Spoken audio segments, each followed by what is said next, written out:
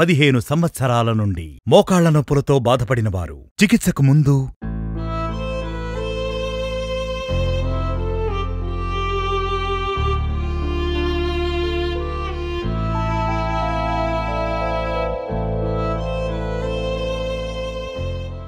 15 సంవత్సరాల నుండి మోకాళ్ల నొప్పులతో బాధపడినవారు 1 నెల చికిత్స తరువాత.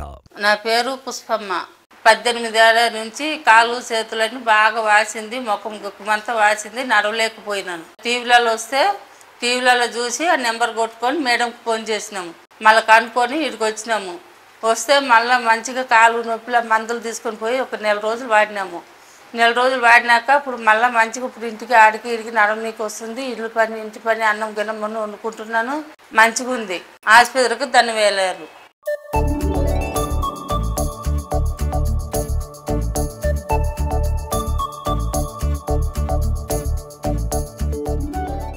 RJR Herbal Hospitals.